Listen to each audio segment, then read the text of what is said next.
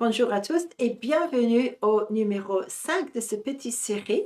Et le titre, notre thème, si vous vous en souvenez, c'est la nuée des témoins.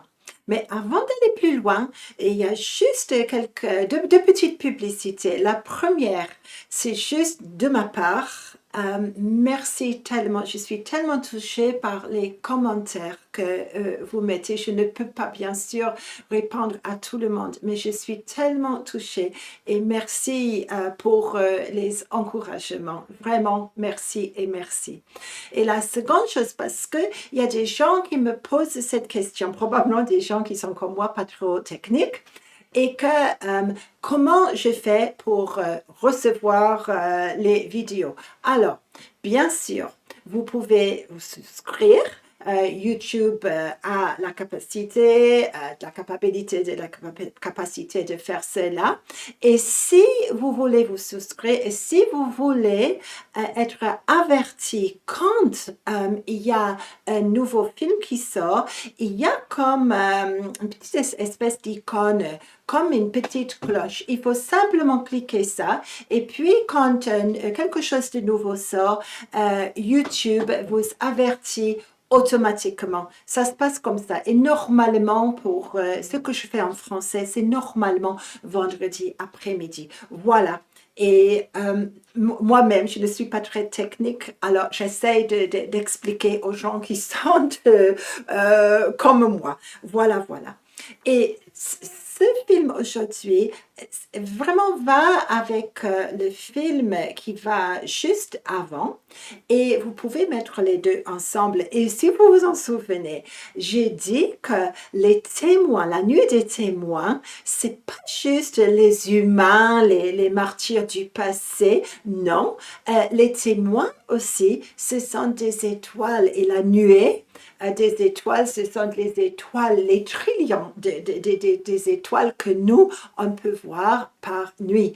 Et que l'histoire rédemptrice de Dieu est écrite pour tous les êtres humains par des étoiles qui sont des témoins absolument fidèles. Et j'ai mentionné cette fois le mot zodiaque, horoscope. Et si vous êtes comme moi, vous pouvez paniquer tout de suite parce que je sais que moi, je suis née le mois de juillet. Alors tout de suite, j'étais classée avec les autres crabes, signe de cancer.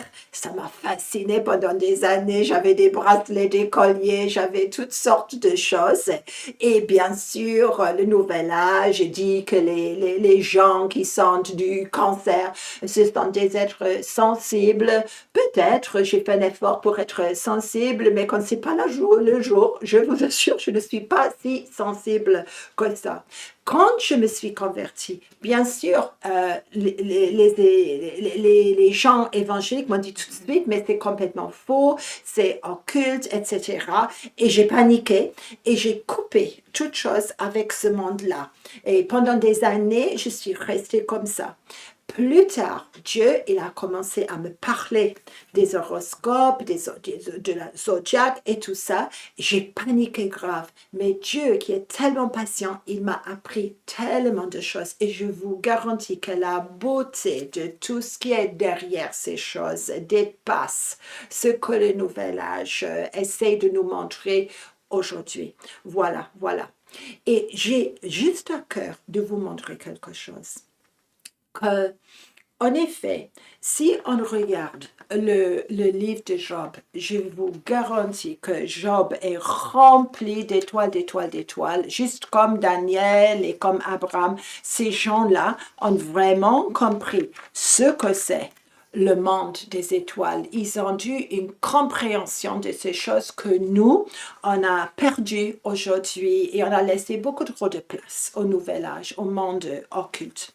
Et on est là avec Job, tête à tête, un peu inconfortable, je pense, pour le pauvre Job qui est en train maintenant de voir un peu qui est Dieu. Et si vous regardez avec moi quelque chose d'énorme, Job 38, versets 31 et 32. Nous tu, c'est Dieu qui parle, nous tu les liens des Pléiades ou détaches-tu les cordages de l'Orient? Et excusez-moi, les Pléiades, ce sont des étoiles. Et là, Dieu, il a les noms. Et les cordages de l'Orient. L'Orient, le chasseur, le prince, là, Dieu sait. Et verset 32, fais-tu, Job, paraître en leur temps les signes du zodiaque et conduis-tu la grande ours avec ses petits? Connais-tu les lois du ciel? Règles-tu son pouvoir sur la terre? Et c'est très clair que Job, il est à la bouche bée devant le Seigneur. Et bien sûr, il ne peut rien dire. Mais revenons au verset 32.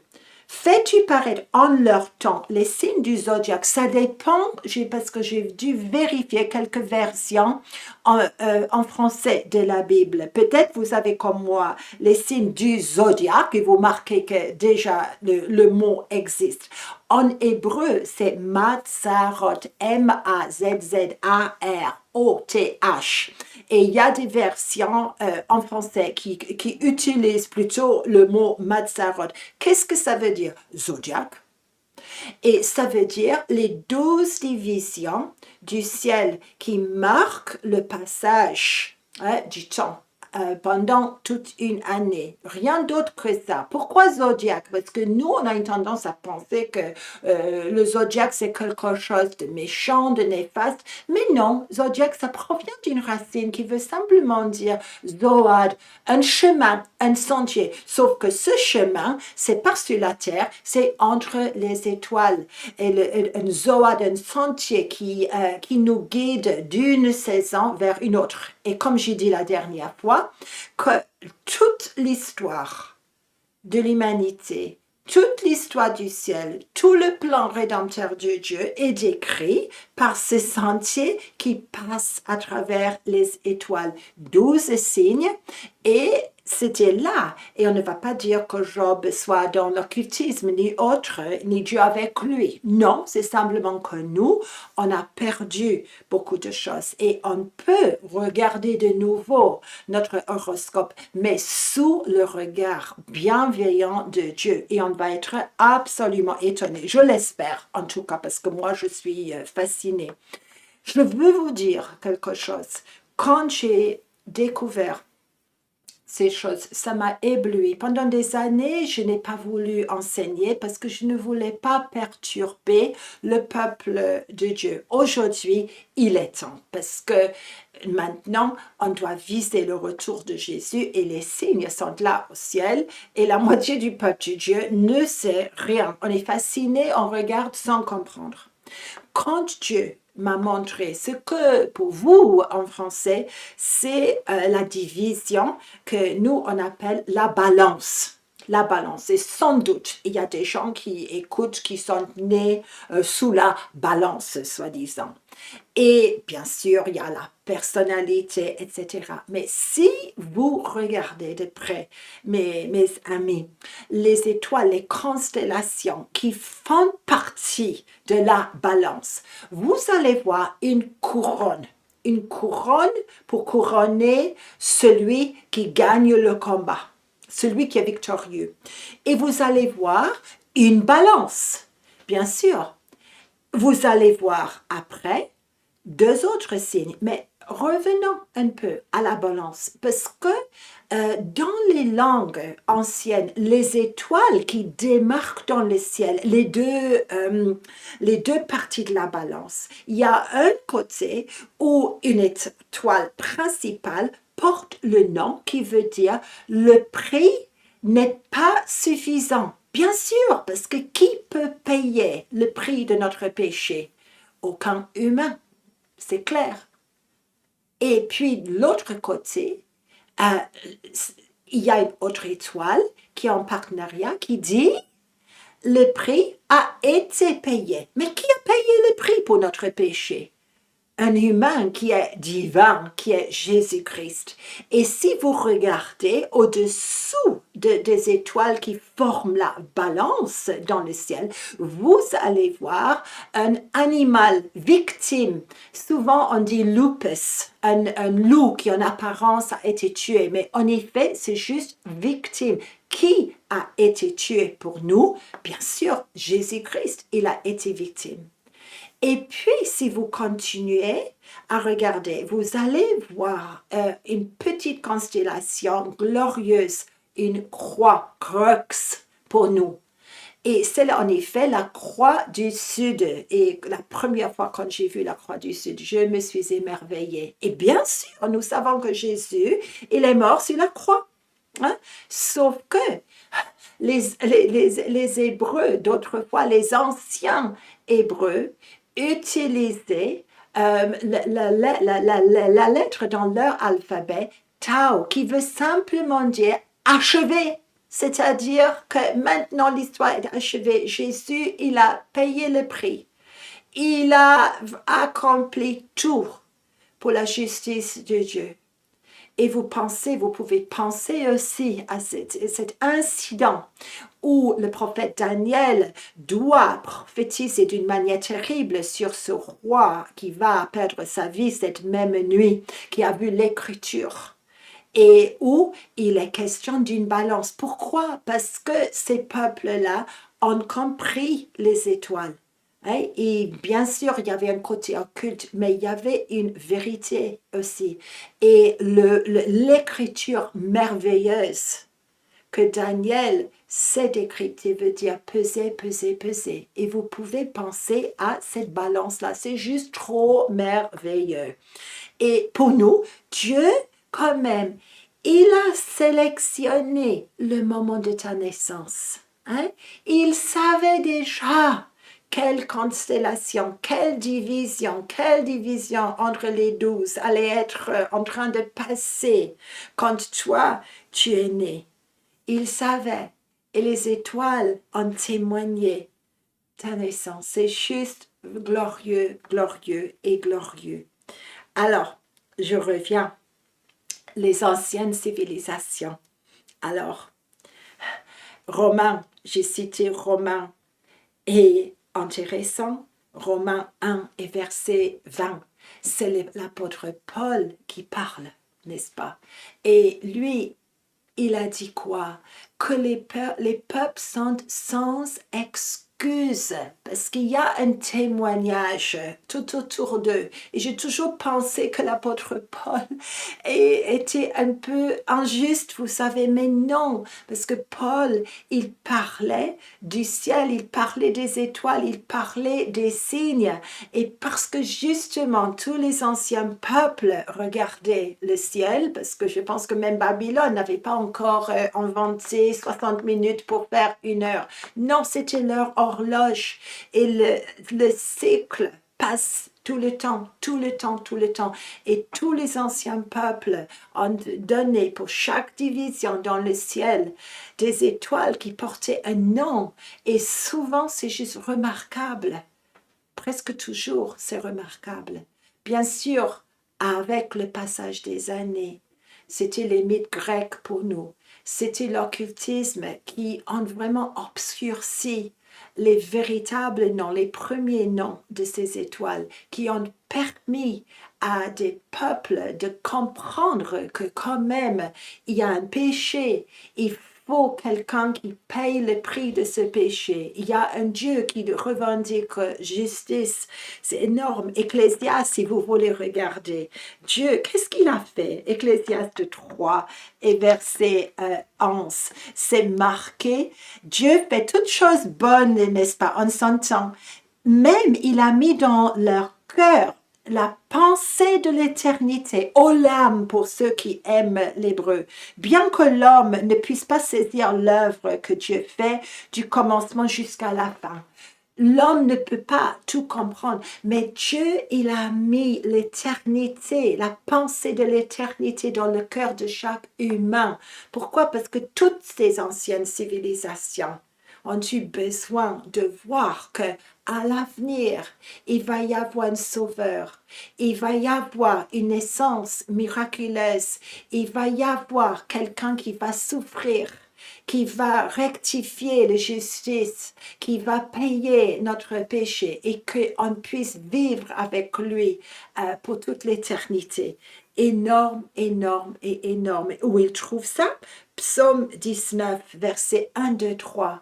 Le ciel déclare Il y a un très joli chant, n'est-ce pas? Mais ne paniquez pas, je ne vais pas chanter pour vous. Les cieux racontent la gloire de Dieu et l'étendue manifeste l'œuvre de ses mains. Le jour, on instruit un autre jour. La nuit, on donne connaissance à une autre nuit. Et ça continue. Énorme, énorme, énorme. Et Dieu sait, les étoiles chantent, les étoiles témoignent comme une nuée glorieuse.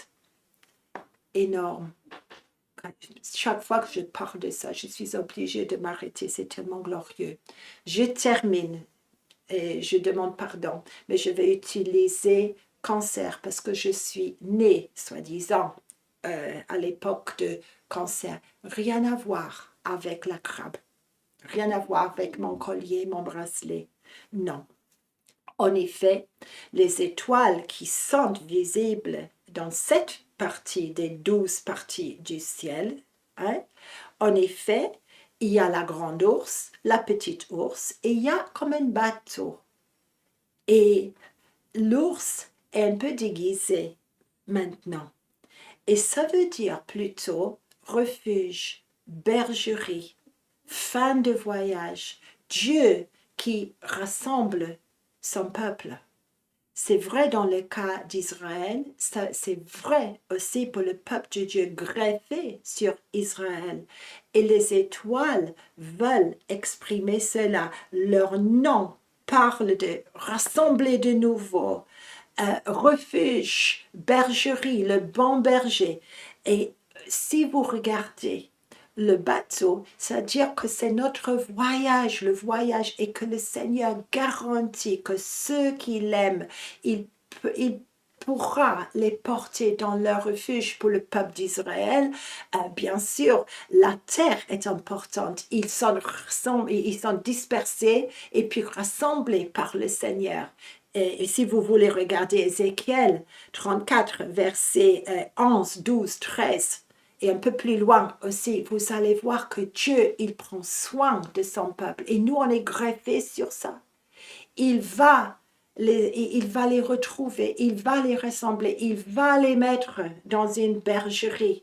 Et c'est ça l'image de cancer. Rien à voir avec les crabes. Sauf que les pinces, je suppose, sont là pour dire qu'ils gardent quelque chose précieusement. Mais on oublie ça. Et je vous encourage à vous délier de tout ce qui est de l'occultisme, de la perversion et de revenir à une vérité qui est juste glorieuse. Et je vous garantis, vous allez être éblouis. Il y a tellement de secrets, le sujet est tellement immense. Mais je veux redire et encore redire, la nuée des témoins inclut les étoiles. Et juste parce qu'il y a eu perversion, ça n'exclut pas le zodiaque de Dieu, le Mazzaroth et les 12 saisons. Et je prie que le Seigneur puisse vous bénir énormément. Malheureusement, je n'ai pas le temps de faire les 12 divisions parce que c'est très, très, très long. Peut-être on va faire quelque chose plus tard pour expliquer tout ça. Et vous allez être émerveillés. Et je prie que vraiment on puisse être détaché de ce qu'on a cru. Et si, comme moi, vous avez été éduqué dans un monde évangélique qui, de juste titre, craint l'influence de l'occultisme, revenons à la vérité biblique, parce qu'il y a tellement de versets bibliques qui parlent de ces choses glorieuses. Et il y a tellement de signes aujourd'hui qui sont visibles pour nous. Notre horoscope est vraiment sauvegardé par le Seigneur. Détachons-nous des mensonges et attachons-nous au fait que Dieu, il a choisi le jour de ta naissance. Il savait en avance, depuis l'éternité, quelles allaient être les étoiles qui allaient être témoins à ta naissance. Et je trouve que ça m'encourage énormément. J'arrête maintenant d'être attachée au crabe. Je préfère penser à un refuge, à un voyage où il y a déjà une garantie que le Seigneur peut me porter en sécurité jusqu'à son éternité. Amen et Amen. Et soyez bénis, bénis et bénis.